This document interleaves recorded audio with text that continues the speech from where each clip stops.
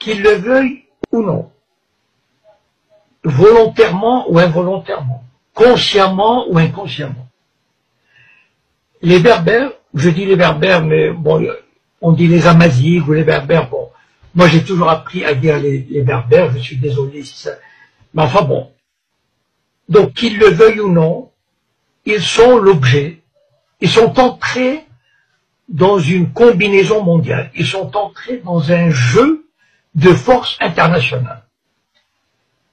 Il y a des forces étrangères, et je vais les citer, c'est le Mossad, en premier lieu le Mossad, avec des services secrets espagnols, français, mais en premier lieu le Mossad, qui a intérêt à semer le trouble, la discorde et la division.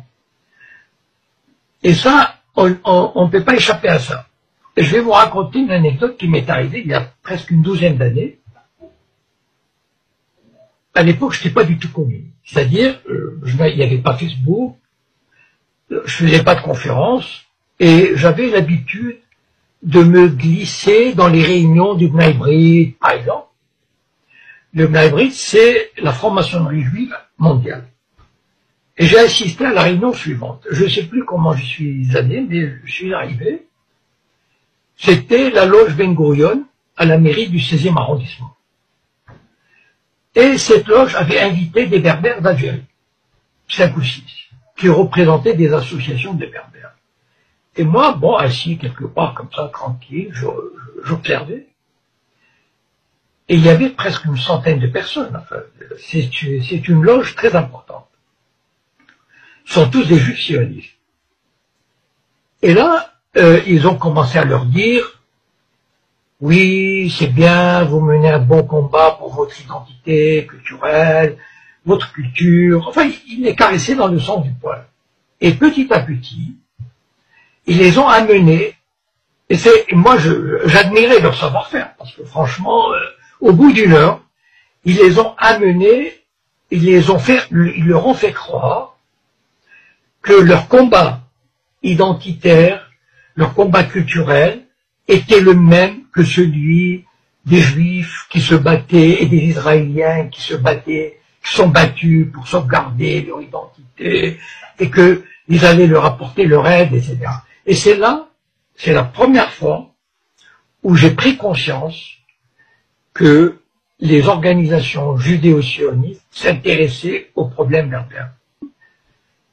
Et il est vrai, je voudrais dire juste ceci aux Berbères, juste qu'ils prennent conscience, voilà, de ce fait. Mais ayez juste à l'esprit ceci, qu'il y a des forces extérieures qui vous font miroiter des choses, voilà.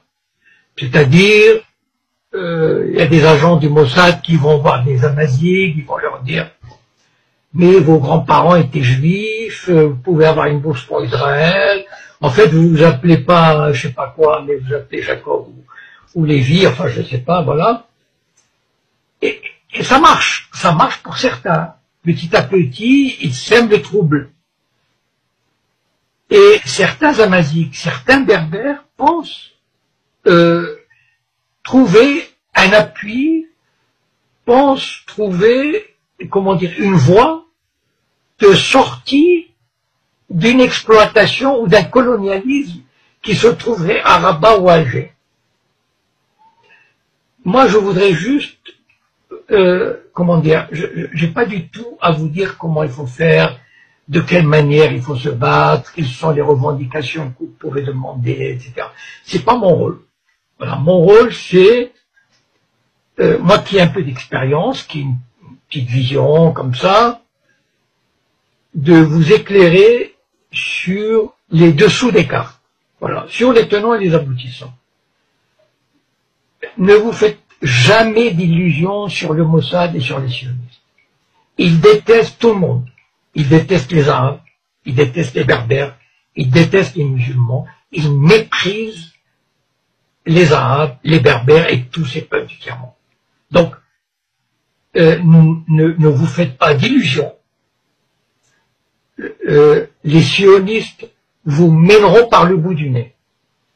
je pense que nous avons vous savez, le but du sionisme, il l'a montré en Irak, en Syrie, en Libye, c'est de détruire ces sociétés, de détruire l'unité nationale, de détruire tout ce qui est un État moderne.